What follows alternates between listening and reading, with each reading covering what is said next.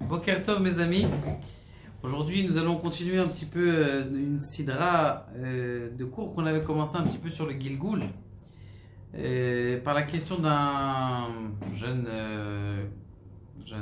comment on appelle ça, prieur qui est venu ici ce matin, qui a posé la question dans quel corps le Gilgoul il revient, dans quel corps? Est-ce que le corps Teudat Zehut 032 ou corps Teudat Zehut 0350948? C'est pas mal Teudat Zehut, hein, c'est le numéro du loto.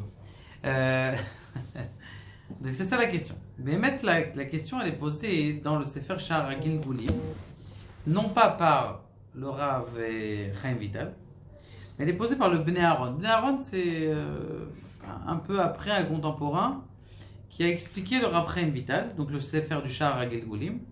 Il a posé la question, il a ramené que mashma, qu'il y avait une stira, dire une contradiction, même dans les paroles du Rav Chaim Vital, du Rizal, de savoir dans quel corps on revient.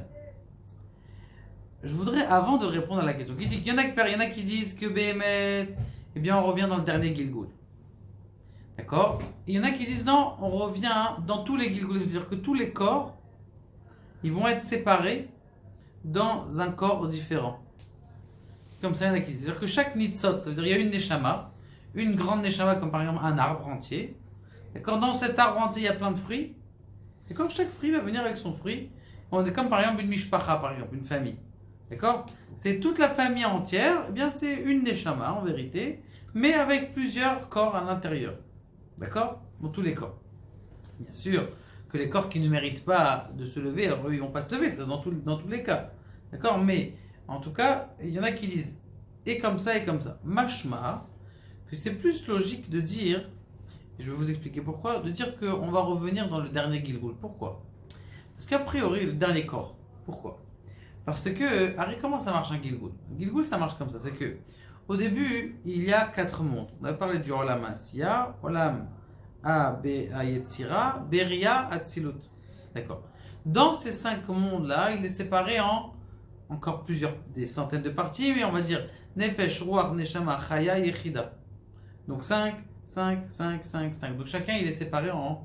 Maintenant, ce qui se passe, c'est que le premier Gilgul, c'est-à-dire la première fois que quelqu'un il vient, donc il est venu il y a des années, qu'est-ce qui vient être Metaken? Il vient être Metaken le plus bas, le Nefesh du Olam à Asiya.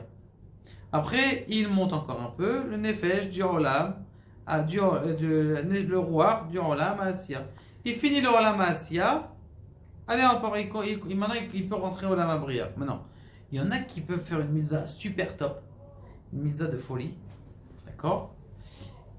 Que grâce à cette mitzvah, il peut avoir un Ibour. C'est quoi un Ibour? Un Ibour, traduction littérale, c'est enceinte.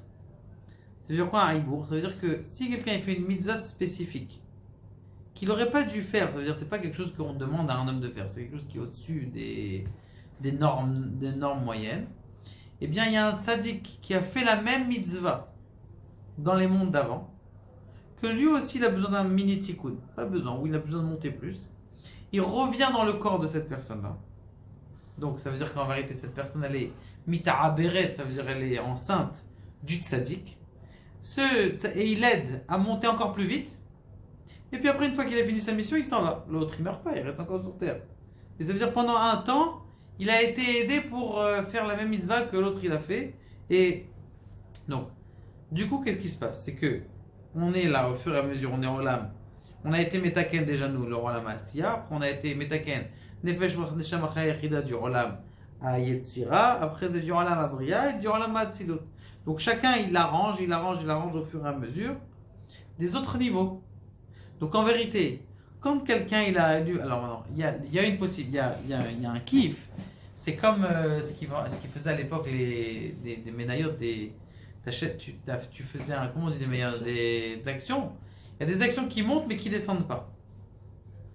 C'est-à-dire que tu peux monter, et si par exemple quelqu'un il vient dans une vie et c'était la catastrophe, c'était le plus gros rachat, et quand je vais dire tu redescends, du coup tu vas perdre tout ce que tu as fait avant. Non, c'est pas tout ce que tu as fait avant. Ce que tu as fait avant, tu l'as gardé, ils sont gardés. et puis après tu avances. À part si quelqu'un vraiment il a fait une grande avérote, et alors ben, maintenant il peut descendre de niveau. Mais en général, le niveau est toujours montant, c'est bloqué. C'est pour ça d'ailleurs que on vient plusieurs fois. À l'époque de Adam Arishon, c'était quoi le calcul entre guillemets d'Akadosh Baruch Hu? C'est qu'en une personne, en une vie, elle fait toute sa vie, elle métaken tous les mondes. Ce qu'on a fait aujourd'hui, ce qu'Akadosh Baruch Hu il a fait, c'est qu'au lieu de vivre 930 ans comme Adam Arishon ou 1000 ans comme Adam Arishon, tu vas revenir plusieurs fois et au moins le palier ne va pas tomber.